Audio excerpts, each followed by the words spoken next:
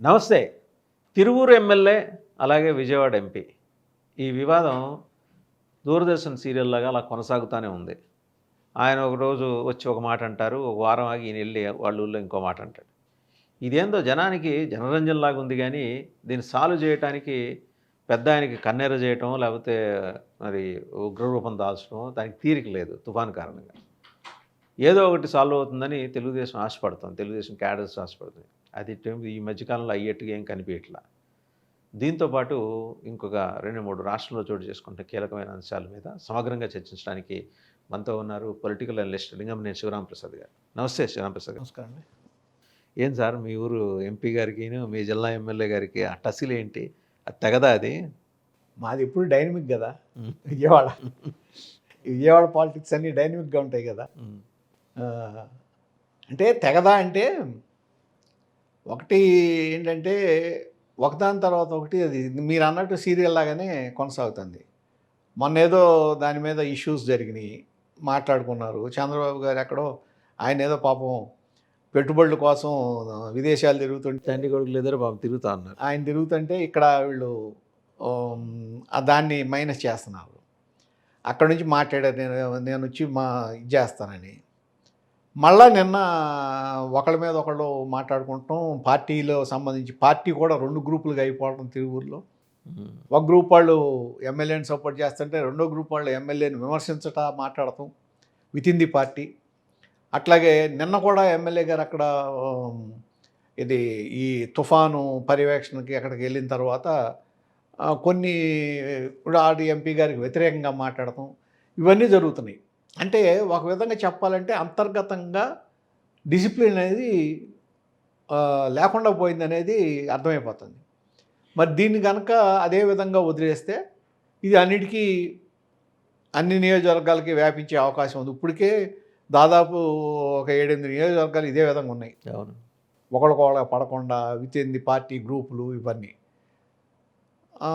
మీరు ఇందాక అన్నది అదే వాళ్ళిద్దరి మధ్య విభేదాలు ఎందుకు వచ్చినాయి అంటే చాలా ఎలిగేషన్స్ చేశాడుగా. ఇప్పుడు హైదరాబాదు ప్రగతి నగర్ ఏదో గుట్టను కొట్టేసి దాని మీద ఏదో మాయాజాలం సృష్టించాడని కూడా. దానికి సంబంధించి కూడా ఏవో సోషల్ మీడియాలో తిరుగుతున్నాయి. మరి అవన్నీ నిజమేనా? అవును, ఆయన ఎలిగేషన్ చేశాడు. హ్మ్. ప్రగతి నగర్లో ప్రభుత్వ స్థలం అది. యాక్చువల్గా ఏంటంటే అది పైగా ప్రాపర్టీనో ఏదో అన్నారు, పైగా వాళ్ళది. అది గవర్నమెంటు వాళ్ళకి ఎగనెస్ట్గా ఇది గవర్నమెంట్ హ్యాండ్ ఓవర్ అయినట్టుగా ఏదో కోర్టు ఆర్డర్ వచ్చినట్టుంది. ఇక్కడ ఏదో దాంట్లో ఉన్న లిటికేషన్ అడ్డం పెట్టుకుని ఆ ప్రాపర్టీ దగ్గర అమ్మారు అనేది వచ్చినాయి. అయితే నేను కూడా చూసా కొన్ని. ఎంకేజీఆర్ లేక్ సిటీ ఎల్ఎల్పి అని ఒకటి పెట్టి దాని మీద ఏది అడ్వాన్సులు తీసుకుని ప్రీ లాంచ్ ఆఫర్స్ అని తీసుకున్నారు. ఇంతవరకు ఎవరికి కూడా ప్లాట్లు అనేది ఇవ్వలేదు అని. అదే ఇప్పుడు కొలిక్పూడి శ్రీనివాస గారు ఒక ఎలిగేషన్ చేశారు. ఈ విధంగా మోసం చేశారు అనేది ఆయన ఒక ఎలిగేషను. అయితే ఇప్పుడు దానికి సంబంధించి ఏంటంటే కొంత ఇప్పుడు దాన్ని మొత్తం ఆ ల్యాండ్ మొత్తం నాకు తెలిసి తెలంగాణ గవర్నమెంట్ హ్యాండ్ ఓవర్ చేసుకుంది. చేసుకుని బోర్డు పెట్టింది. అంటే ఇప్పుడు దీన్ని ఒకవేళ అదే నిజమైతే, ఎలిగేషన్స్ నిజమైతే, కొంతమంది ఆల్రెడీ ఇప్పుడు ఏదో ఒక ఛానల్లో కూడా చూశాను నేను, 5 లక్షలు డీడీలు కట్టి పాపం ఇచ్చారు, 24 లక్షలు ఇచ్చామని కొందరు ఇట చాలా. అవన్నీ కూడా ఒకవేళ అవునా కాదా అని తెలుసుకోదలుచుకుంటే, అంటే ప్రభుత్వం కనుక దాని మీద దృష్టి పెట్టాలనుకుంటే ఇద్దరు ఎలిగేషన్స్ ఒకళ్ళ మీద ఒకళ్ళు చేసే ఎలిగేషన్ నిజమా కాదా అనేది మీరు ఎంక్వైరీ చేయాలి. ఇప్పుడు ఈ ప్రగతి నగర్దే తీసుకోండి, అవునా కాదా అనేది ఎంక్వైరీ చేయాల్సిన బాధ్యత ప్రభుత్వం మీద ఉంది. ఒక ఎమ్మెల్యే ఎలిగేషన్ చేశాడు, ఎంపీ మీద చేశాడు. ఎంపీ మీద కొన్ని దాంట్లో ఒకటే పార్టీ కొన్ని అంటే అదే ఇప్పుడు వేరే పార్టీ వాళ్ళు అయితే అదేదో రాజకీయ పరంగా చేశారు అనుకోవచ్చు. మామూలుగా ఉండేదా ఇప్పటికి లోపలేసేవాడు. రాజకీయ పరంగా చేశారనో ఇంకోటి విమర్శలు రావచ్చు. ఇక్కడ ఏంటంటే ఒకే పార్టీ, అందుట్లో నిన్నటిదాకా భుజం కలుపుని తిరిగిన వాళ్ళే, ఇద్దరు ఒకటే మాట మీద ఉన్నాళ్లే. ఇది రావటం అనే దాన్ని మరి నిజంగా జరిగిందా, ఒకవేళ ఇంకోటి ఏంటంటే దానికి పెనాల్టీ వేశారని రెరా ప్రీ లాంచ్ ఆఫర్ చేసినందుకు. ప్రీ లాంచ్ ఆఫర్ చేయకూడదు కదా, దాని మీద అమ్మకూడదు. అమ్మినందుకు రెరా పెనాల్టీ వేసింది కట్టారు అనేది ఒక ఎలిగేషను. కడితే మరి రెరా అంగీకరించినట్టే కదా ఈయన చేతిలో ఉన్నట్టు. ఇప్పుడు అదొక ఇష్యూ కదా మళ్ళీ లీగల్. అది అది ఒకవేళ అదే కనుక అయితే నిజంగా దానికి కట్టుంటే అది ఇల్లీగల్ యాక్టివిటీ కింద అవుతుంది ఇప్పుడు. ఎందుకంటే తనది కాని దాన్ని అమ్మినట్టు. అది దాంట్లో ఎవరున్నారు? ఒకవేళ ఈయన కాదు, ఇది లీగల్ యాక్టివిటీ అవుతుంది. రెరాని కూడా క్వశ్చన్ చేస్తారు. మీరు వితౌట్ వెరిఫికేషన్ మీరు ఎట్లా పెనాల్టీ వేశారని. ఏదన్నా కానీ ఇప్పుడు దాంట్లో ఇది జరిగిందాన్ని ఒకటి చెయ్యాలి. దాంట్లో ఒక ఎలిగేషన్ వచ్చినప్పుడు కాదు నాది కాదు అని ప్రూవ్ చేసుకోవాల్సిన బాధ్యత కూడా ఎంపీ గారి మీద ఉంది. ఎందుకంటే శ్రీశ్రీ గారు చెప్పినట్టు ఇప్పుడు మీరు ప్రైవేట్గా ఉంటే జనంలోకి వస్తే 1,00,000 అంటారు. జనంలోకి వచ్చినప్పుడు మీరు ప్రజాప్రతినిధి అయినప్పుడు వచ్చిన దాన్ని అది కాదు అని నిరూపించుకోవాల్సిన బాధ్యత కూడా ఉంటుంది. ఒకవేళ అది అనుకోండి మీరు కాదు అని నిరూపించుకుంటే దానికి బాధ్యులు ఎవరు?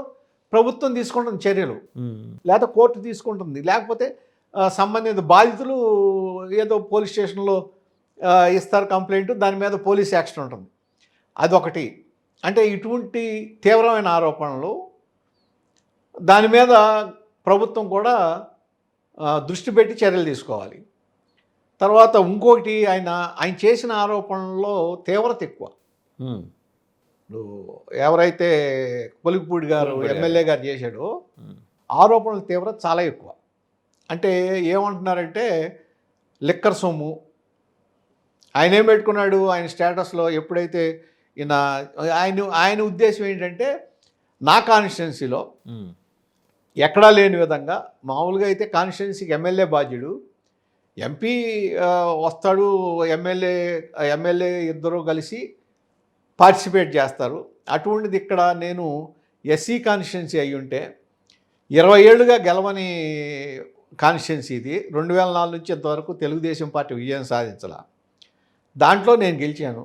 అటువంటప్పుడు నన్ను పక్కన పెట్టి నాకు సంబంధం లేకుండా మీరు ఎలాగా ఈ దీంట్లో పాల్గొంటారు? నాకు సంబంధం లేకుండా పార్టీ పదవులు నామినేటెడ్ పోస్టులు ఎట్టా ఇస్తారు అంటున్నాడుగా. ఎవరో ఇద్దరు వచ్చి వారానికి ఒకసారి వచ్చి పార్టీ పదవులు అమ్మేసుకొని వెళ్ళిపోతున్నారు. కౌన్సిలర్లను కొనటం, పార్టీ పదవులు అమ్మేయటం.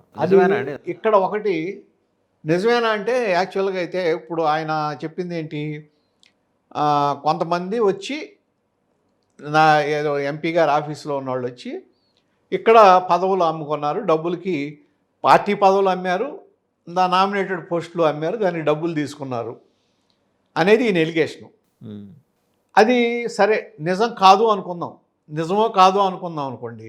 ఇక్కడ ఒక్కటి మనం గుర్తుపెట్టుకోవాలి. ఈ మధ్యనే విస్సన్నపేట మండలంలో ఎన్టీ వెంకటేశ్వర గారిని తెలుగుదేశం పార్టీ నాయకుడు ఒక ఆయన ఉన్నాడు. ఆయన ఒక మంచి కాంట్రాక్టర్, మంచి ఫ్యామిలీ, తెలుగుదేశం పార్టీకి ఎప్పుడు ఆ మండలంలో కానీ నియోజకవర్గాలు కానీ ఎప్పుడు అన్నదండగా ఉన్నాడు. ఆయన సంబంధించి ఒక వీడియో రిలీజ్ చేసి పార్టీ నుంచి రిజైన్ ఇచ్చాడు. ఏం వీడియో రిలీజ్ చేశాడు?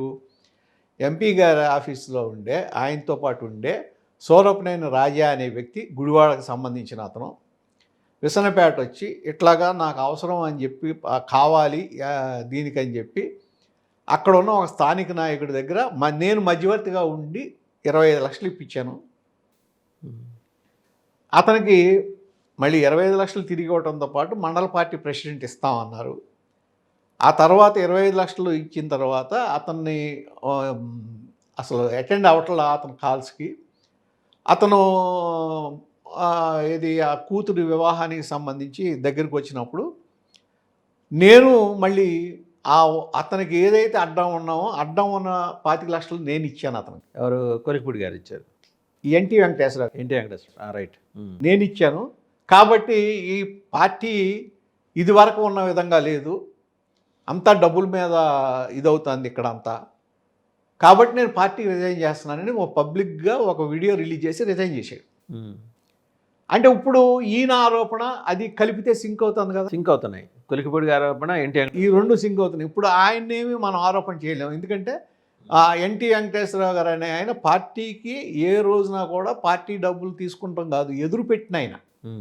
అది మొత్తం కాన్స్టిట్యున్సీ అందరికీ తెలుసు. ఏ constituency sir? Tiruvuru constituency, Visannapeta మండలం, తాతకుంట్ల గ్రామం ఆయన. ఆయనకి అంత వాల్యూ ఉంది. పాపం 10 లక్షలు ఆయన ఇచ్చుకున్నాడు. అటువంటి వ్యక్తి పార్టీ నుంచి రిజైన్ ఇచ్చాడు. దానికి ఆ రోజు కూడా ఎలిగేషన్ చేశాడు. అదేమి ఎమ్మెల్యే చేయించలేదుగా. అంటే కొంత దానికి ఇప్పుడు సారూప్యత కనిపిస్తుంది. దానికి దీనికి సారూప్యత కనిపిస్తుంది.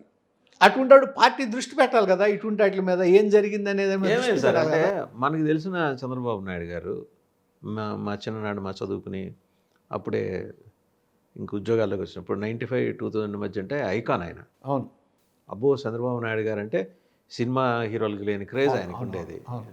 అట్లాంటి ఆయన నిప్పు తర్వాత అసలు జనాల అవినీతి పరుల తుప్పు వదిలించేవాడు అండ్ కన్నెర చేసేవాడు, ఆగ్రహించేవాడు, ఇన్స్టెంట్గా జస్టిస్ చేసేవాడు. ఏమైపోయింది అదంతా? అప్పుడు నిజమేనండి. ఆయన ఆ రోజు 95-99 ఆయన పరిపాలన కానీ లేకపోతే రాజకీయాన్ని అదేవిధంగా పరిపాలన రెండింటినీ 2 చక్రాల కింద నడిపించిన తీరు, అంటే పొలిటికల్ గవర్నెన్స్ చేసిన తీరు కానీ ఏ రోజునైనా సరే ఎవడైనా సరే తోక జాడిస్తే ఏదైనా తేడా వస్తే ఇంటర్నల్గా ఇండిసిప్లిన్ వస్తే ఇమీడియట్గా యాక్షన్ తీసుకునే విధానం కానీ చూసాం. అది ఏమైందంటే ఆ తర్వాత 99లో తెలుగుదేశం పార్టీలోకి ఆయన తటస్థులు అని కొంతమందిని ప్రవేశపెట్టాడు. తటస్థులు ప్రవేశపెడితే ఆల్మోస్ట్ అందరూ ఫెయిల్యూరే. వాళ్ళలో కొంతమందికి మినిస్టర్లు కూడా ఇచ్చారు.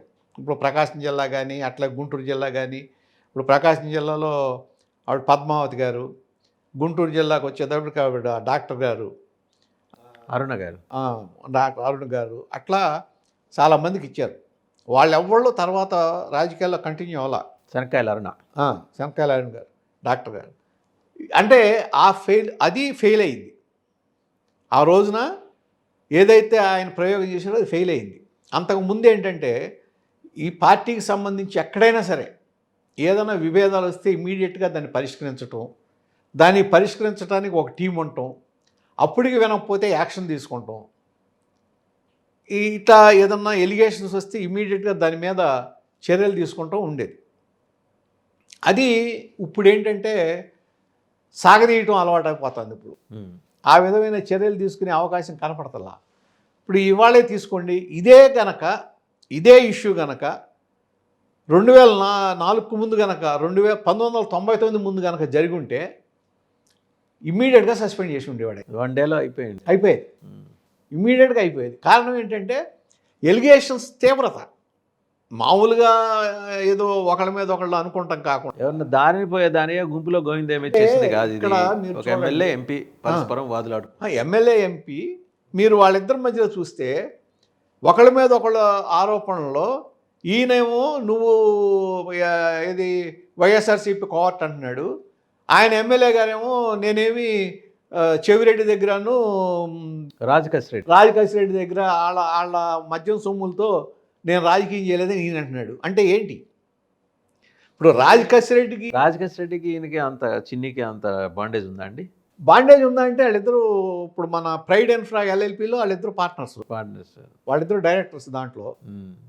తర్వాత ఆయన దానికి ఏదో ఇప్పుడు వరుస ఇష్యూ వచ్చినప్పుడు ఎప్పుడైతే ప్రైడ్ అండ్ ఫ్రా బయటకు వచ్చిందో అప్పుడు వెంటనే ఆయన ఏదో అన్నాడు, అంతకుముందు నాకు తెలియక ఆయనతో పార్ట్నర్షిప్ చేరాను, దాంట్లో కూడా నేను నష్టపోయాను, ఆ పార్ట్నర్షిప్లో కూడా నష్టపోయాను, తర్వాత నేను బయటకు వచ్చేసాను అన్నాడు. కానీ నష్టపోవటం వల్ల ఇబ్బందులు వస్తున్నాయి. బయటకు వచ్చినా ఆయన భార్య డైరెక్టర్ దాంట్లో, ఎంపీ గారి భార్య.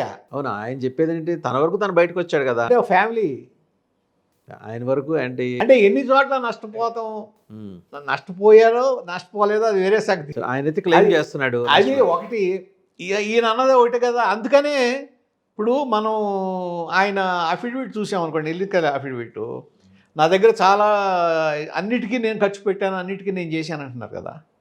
యాక్చువల్గా ఎన్నికల అఫిడవిట్లో ఆయన ఫైనాన్షియల్ స్టేటస్ ఏమి ఇచ్చారు? ఆయన ఫ్యామిలీ ప్రాపర్టీస్ 29,20,66,245 రూపాయలు, అంటే అరౌండ్ 30 crores. ఆయన లైబిలిటీస్ అప్పులు 27,89,95,721.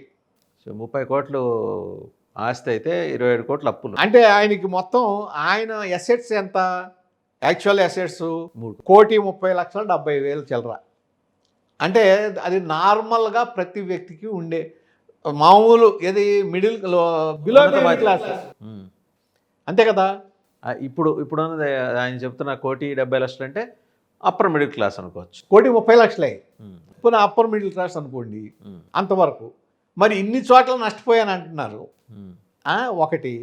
రెండోది ఏంటంటే దీనికి లింక్ అయ్యి ఆయన ఏం చెప్తున్నాడు, ఎవరు మన కొలిగిపూడి గారు, తిరువూరుకి సంబంధించి తిరువూరు కౌన్సిలర్లని ఎవళ్ళైతే ఇది గుడివాడ ఎక్స్ఎమ్మెల్యే వైసీపీ ఎమ్మెల్యే ఉన్నాడు కదా, మాజీ మంత్రి కొడాల నాని గారి దగ్గర ఉండి బియ్యం దందా చేసిన అతను కూడా ఎవరు ద్వారంపూడి చంద్రశేఖర్ రెడ్డి గారి ప్రధాన అనుచరుడు పెద్దిరెడ్డి రామచంద్రరావు.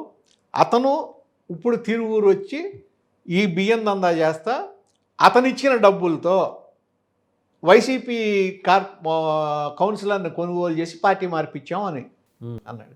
ఇది ఎంత పెద్ద ఎలిగేషన్ చెప్పండి. ఇప్పుడు పార్టీ దాని మీద అవునా కాదా అని దృష్టి పెట్టాలి కదా. పార్టీ ఎందుకు మాట్లాడలేదు సార్, నాకు అర్థం కాదు. ఇప్పుడు రాష్ట్ర అధ్యక్షుడు ఆయన పల్లా శ్రీనివాసరావు గారు, ఈయన దుబాయ్లో ఉండటంతో ఈయన స్థానికంగా ఆగ్రహించి అంటే ఎప్పుడైతే ఇవి ఎవరు తీసుకుంటారు దీని మీద కాల్, ఎవరు దీన్ని బయటపడిన తర్వాత పల్లా శ్రీనివాసరావు కూడా నువ్వు దీంట్లో కల్పించుకోమాక నేను వచ్చిన తర్వాత చేస్తానని చంద్రబాబు గారు అన్నాడు. ఎందుకన్నారు? అంటే ఇక దాని సివియారిటీ చూసి, కాబట్టి ఇది మనమే డీల్ చేయాల్సిన అవసరం ఉందని అనుకుని ఉంటాడు ఆయన. ఈలోపు మీకు ఈ తుఫాన్ ఎఫెక్ట్ వచ్చింది, రాగానే ఈ 3-4 రోజులు పోయింది. రేపు ఎల్లుండి మరి కూర్చుని మాట్లాడించవచ్చేమో. అంటే నేను అనేది ఏంటంటే నార్మల్ ఎలిగేషన్స్ వేరు. నార్మల్గా ఒకళ్ళ మీద ఒకళ్ళు ఇప్పుడు కొలిగిపూడి మీద కూడా చేశారు. ఏది మీరేదో ఏపీపీఎస్సీ స్కామ్ జరిగిందని. ఎప్పుడు ఏపీపీఎస్ స్కామ్ అంటే 2014 ఎలక్షన్స్ ముందు 2009లో 10లో చేశారన్నారు. ఓకే ఆ చేసిన తర్వాతే మీకు ఎలా దీంట్లో సీట్ ఇచ్చారు. ఆ చేశారని తెలిసిన తర్వాతే ఆయనకి సీటు కావాలని చిన్ని గారు సపోర్ట్ చేశాడు. అవును కదా. అవును, చిన్ని సపోర్ట్ చేశాడు కదా. చేశారు. మరి ఇప్పుడు జరిగిందంటే ఏంటి, అక్కడ మీరు ఆయన మీద అంటే ఇక 2 సందేహాలు సార్. కేసినేని చిన్ని ఆధిపత్యాన్ని ఈయన ఒప్పుకోలేకపోతున్నారా, లేకపోతే నేను ఎంపీని కాబట్టి నేనేం చేసినా ఎక్కడైనా చెల్లుతుందనే ఆ ధోరణితోటి విభేదిస్తున్నారా, మూడోది తనకు తెలియకుండా దందాలు చేస్తున్నారని ఆగ్రహిస్తున్నారా? ఇప్పుడు తెలియకుండా జరగటం ఏం లేదు, తెలిసి జరిగితేనే ఆగ్రహం అవుతుంది.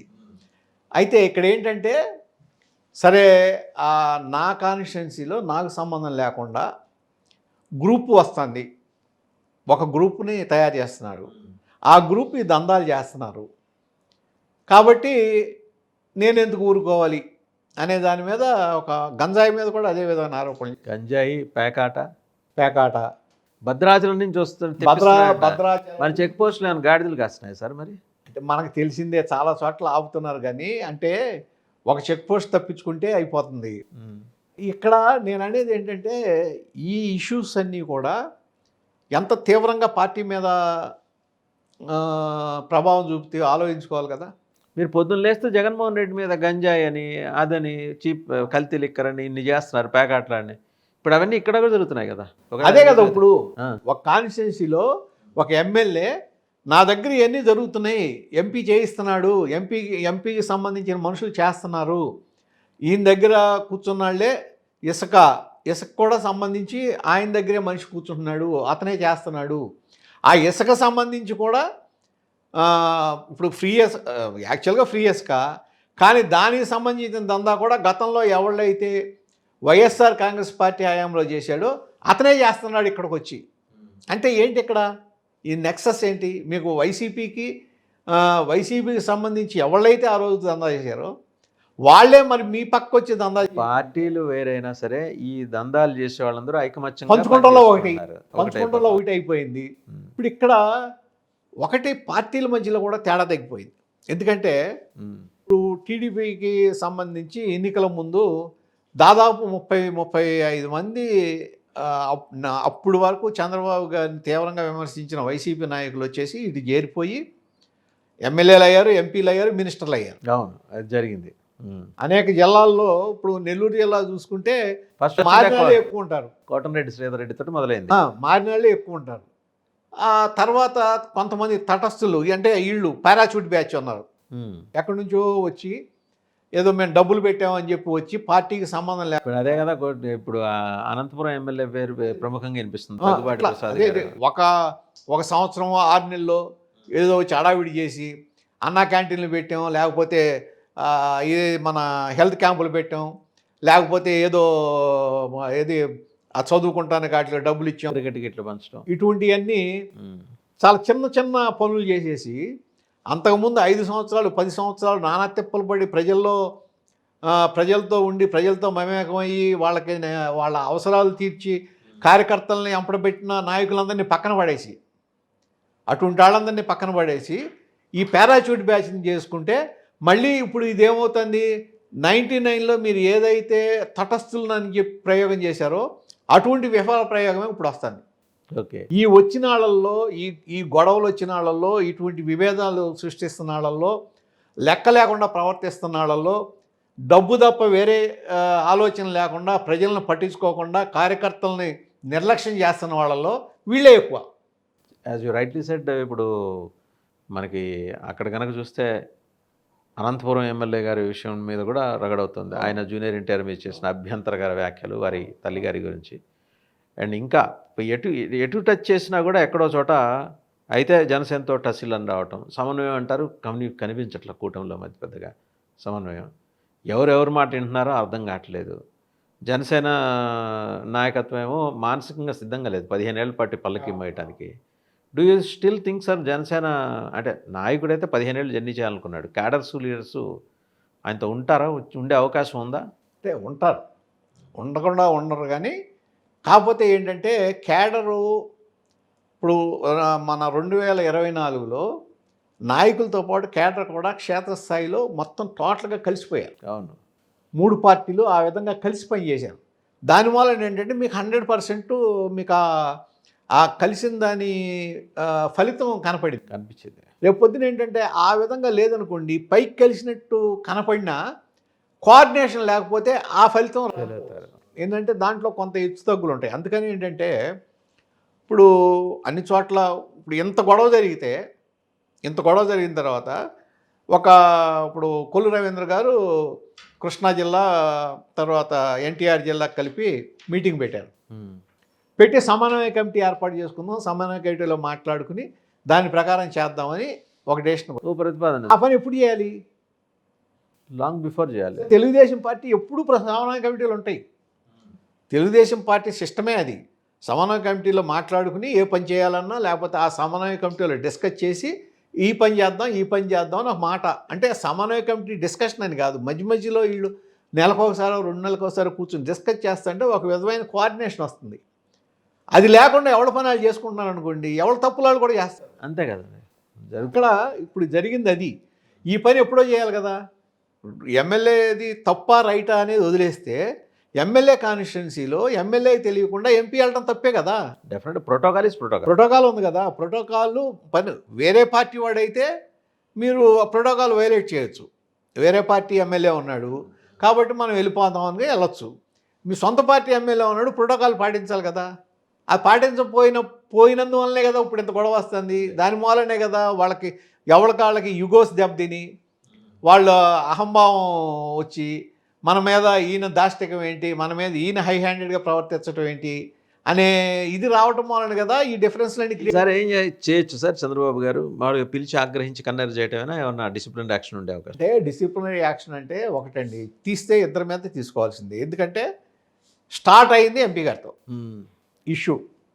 సరే ఈయన మొదలెట్టాడు, ఇది జరిగింది. కాకపోతే ఇక్కడ ఎలిగేషన్స్కి ఎక్కడ కొద్దిగా దానికి ఏమంటామంటే వ్యాలిడిటీ వస్తుందో. ఎందుకంటే తెలుగు ఏబిఎన్ ఉంది, అట్లాగే ఆంధ్రజ్యోతి, ఈనాడు, ఇవన్నీ యాక్చువల్గా ఏంటంటే టీడీపీకి ప్రో. అవును కదా. అటువంటి దాంట్లోనే ఎమ్మెల్యేలు సామంతుల్లాగా ఫీల్ అవుతున్నారు, ఎమ్మెల్యేలు అవినీతి చేస్తున్నారు. ఎందుకు వస్తున్నాయి అనుకూల మీడియాలో ఇలాంటి ఇవన్నీ వస్తున్నాయంటే దాని తీవ్రత ఉండబట్టేగా దాంట్లో వస్తున్నాయి. తీవ్రత వ్యూహం. వ్యూహం ఏముంటుంది దాంట్లో? తీవ్రతే. ఇప్పుడు అది ఒక విధంగా చెప్పాలంటే మీరు బెల్ట్ షాపులు ఉండకూడదు అంటున్నారు. మరి తిరువూరులో బెల్ట్ షాపులోనే వాళ్ళే చెప్తున్నారు. వాళ్ళే చెప్తున్నారు. ఎవరు? ఈ నాయకులే.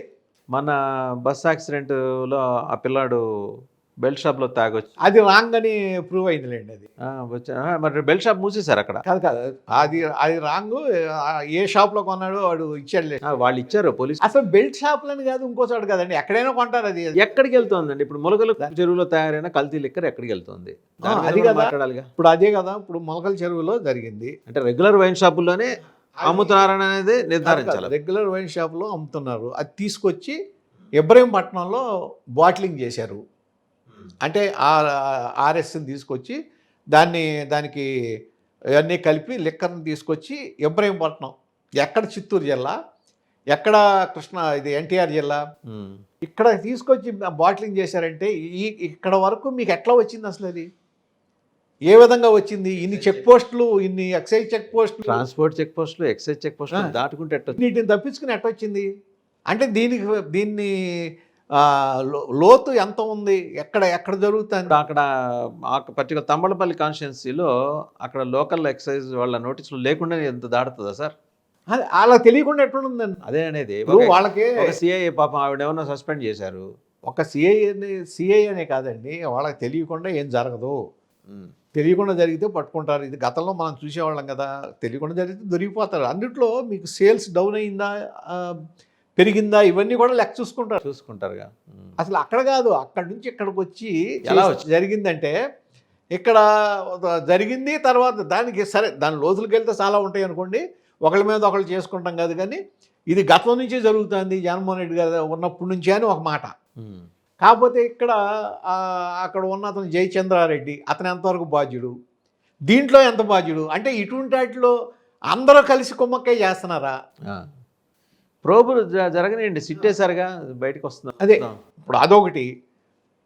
ఇటువంటి ఇష్యూస్తో పాటు ఆయన ఇప్పుడు ఎవరైతే కొలికిపూడి గారు చేసిన ఆరోపణలో ఎక్కడంటే కొన్ని అంటే ఎట్లా ఆయన చెప్పాడు అన్నదానికి కొంత ఏమనంటే, ఈయన చిన్ని గారి దగ్గర, ఎంపీ ఆయన దగ్గర రూపాయి ఆస్తి లేదు, పైసా సంపాదన లేదు అన్నాడు. ఎట్లా అన్నాడు ఆయన? ఎందుకన్నట్టు? ఎందుకన్నాడు? ఎట్లా అన్నాడు అంటే దీన్ని బట్టి అన్నాడా? ఏది ఎలక్షన్ అఫిడవిట్ బట్టి అన్నాడా? లేకపోతే ఇంకేదైనా ఇన్ఫర్మేషన్ ఉందా? ఒకవేళ ఇటువంటివన్నీ కూడా అంటే నిజం చెప్పాలంటే, ఇప్పుడు తెలుగుదేశం పార్టీలో సరే మీరు ఏదన్నా సీట్లు ఇవ్వటం అది చంద్రబాబు గారు ఇష్టం ఆయన ఇష్టం, ఎవరికి ఎవదలుచుకుంటే వాళ్ళకి ఇస్తారు. కానీ ఇచ్చే దాంట్లో మీరు ప్రయారిటీ ఏం చూడాలి? ప్రజల సంక్షేమం చూస్తాడా చూడదు అని చెప్పి అది చూసి తర్వాత డబ్బు అనేదానికి లాస్ట్ ప్రయారిటీ ఇవ్వాలి ఆఖరిలో. కానీ ఇప్పుడు ఏమవుతుందంటే గతానికి భిన్నంగా ఫస్ట్ ప్రయారిటీ అవుతుంది. దానివల్ల నష్టం ఎవరికి జరుగుతుంది? పార్టీకి జరుగుతుంది. ఎందుకంటే ఏ విధంగా డబ్బులు పెట్టి నేను కొనుక్కున్నాను అనుకుంటాడు వచ్చినాడు, ఆ డబ్బులు నేను సంపాదించుకోవాలనుకుంటాడు, దానికోసం అడ్డమైన పనులు చేస్తాడు. ఎప్పుడూ లేని విధానం, ఎప్పుడూ లేని తప్పుడు పనులు ఇప్పుడు జరుగుతున్నాయి అంటే దానికి కారణం అదే కదా. ఈ పారాచూట్ బ్యాచ్ ఒకటి, తర్వాత ఈ డబ్బులు 10-15 మంది ఉంటారండి పారాచూట్, దాదాపు 25-30 మంది ఉన్నారు కదా. వీళ్ళందరూ లైబిలిటీసే, అంతా మొత్తం లైబిలిటీనే పార్టీకి. రేపొద్దున క్యారీ ఫార్వర్డ్ చేసి పార్టీని భుజాల మీద వేసుకుని నడపడానికి పాప ఆయన కుమారుడు లోకేష్ బాబు గారు సాయశక్తిలో కృషి చేస్తున్నారు కదా. ఇప్పుడు మరి వాళ్ళకి కూడా వీళ్ళు మొయ్యలేని భారం ఏమవుతారు? డెఫినెట్గా పార్టీకే లైబిలిటీ, ఇంకేముంది? పార్టీకే లైబిలిటీ, ఆటోమేటిక్గా లోకేష్ ఆయనకి లైబిలిటీనే ఖచ్చితంగా. అది రెండో సార్. సరే, ఈ తిరువూరు ఎపిసోడ్, తిరువూరు ఎమ్మెల్యే గారు విజయవాడ ఎంపీ కేశినేని గారు ఎపిసోడ్ పక్కన పెడితే ఇది అలా నడుస్తూనే ఉంటుంది. ఎందుకంటే ఆయన రేపు 2 రోజుల్లో కొద్దిగా నిన్న కూడా ఆయన ఎలిగేషన్ చేశాడు. నేను మళ్ళీ 2వ తారీఖు వెళ్తున్నాడంట కేశినేని చిన్ని, తిరువూరు వెళ్తున్నాడని తెలుస్తోంది. సరే ఏదైనా మళ్ళీ చంద్రబాబు గారు ఒక కాల్ తీసుకుంటారా అనుకుందాం ఈ 2-3 రోజుల్లో. పార్టీకి ఒక డిసిప్లినరీ కమిటీ ఒకటి ఉండాలి కదా సార్? ఉందా అది? సజీవంగానే ఉందా అది? డిసిప్లినరీ కమిటీ చంద్రబాబు గారు డిసిప్లిన్ తీసుకోమంటే తప్ప ఏం చేయలేరు. ఓకే. పైగా వాళ్ళకి అధికారాలు ఉండాలి కదా. తెలుగుదేశం పార్టీలో ఏది పార్టీ రాష్ట్ర శాఖ అధ్యక్షుడిని, రాష్ట్ర పార్టీ అధ్యక్షుడేమో మీరేం మాట్లాడమాకండి నేను జనరల్ చూసుకుంటాను. సెక్రటరీ లోకేష్ గారే తీసుకోవాలి. ఇంకెవరు చెప్పినా ఏం జరగదు. మిగిలినవన్నీ ఇప్పుడు ఉత్సవ విగ్రహాలే తప్ప ఉమ్. వాళ్ళు చెప్పి మీరు స్ట్రిక్ట్గా ఇది ఫాలో అవ్వండి వాళ్ళు ఫాలో అవుతారు. అంతకుమించి ఇండివిజువల్గా డెసిషన్ తీసుకునేంత ఏ పార్టీ అయినా అట్లా ఉంటుందిలేండి. ఈ పార్టీ అనే కాదు.